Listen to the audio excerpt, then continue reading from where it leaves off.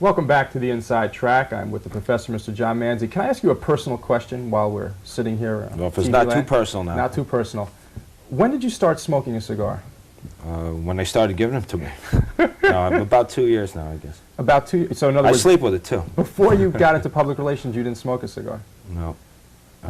But it's with you almost all the time. Yeah, unfortunately, I'm kind of a nervous guy, and it's something to do, honestly. I was just curious. I think everybody sees you with the cigar. I'm sure they were all dying to know. As you see the smoke. As the haze, as we talk through the haze with you, it's very, very interesting. Speaking of very interesting, opening night, over 5,000 people. I believe it was 5162 was the opening night crowd at Monticello Raceway. Crowd, right. The largest crowd in recent years. And after the second race, some festivities. Gerry Cooney and the Phillie Fanatic. Can I say his name? Sure.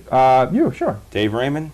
The Phillie Fanatic. Right, the Phillie Fanatic. He's great. As you'll see on this tape here, he is a comical character. He really is. And we should talk a little bit about how this was put together. Gerry Cooney training for his upcoming heavyweight fight against Ken Norton at the Concord. Arrangements were made with him. They really weren't finalized until you got a call around 4 o'clock in the afternoon. Yeah, it was a late minute thing, and we had a chance to get Gerry, and he said he'd come over and clown a little bit with the Fanatic, and he's going to be here. And he was there. And the Fanatic himself, I made a call to Philadelphia, I believe, at the end of January, and it was luckily in time because those men are booked well in advance. Can we say how we sweat his arrival? Came a bit late. Yeah, Came a bit late. Because nobody knows that. That's behind the scenes type stuff. But he was there and put on a great show, as we'll see by this tape. So in case you couldn't be at the Raceway on opening night, let's now take a look at the Phillie Fanatic and Gerry Cooney sparring after the second race run by Ronnie Ingracia. And Mr. Leo Dubin,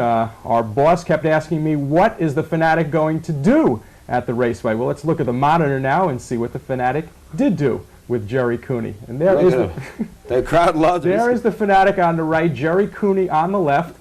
Look at that. Throwing punches. There they go. The Fanatic and Cooney, left, right. Now, there was disco music playing at this time. Unfortunately, we weren't able to pick it up. And the Fanatic was just something else. He's a comical character. As you know, he is the mascot of the Philadelphia Phillies. He performs at all the home games. Look at Gerry, a big guy himself, 6'6". He's got a big fight coming up this May week. 11th against Ken Norton. You know, the Fanatic performs in front of 55,000. The Raceway crowd was good for us. You know, wasn't anything to scare him. But he just clowned with the people in the cafeteria, in the dining room.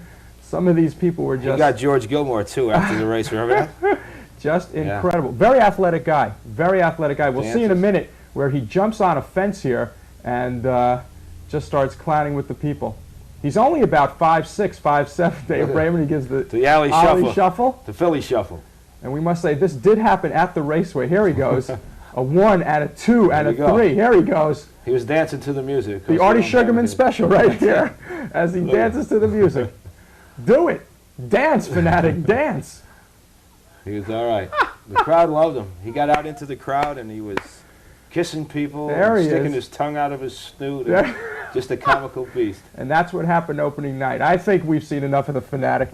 What do we have coming up this weekend, the 9th and the 10th? There are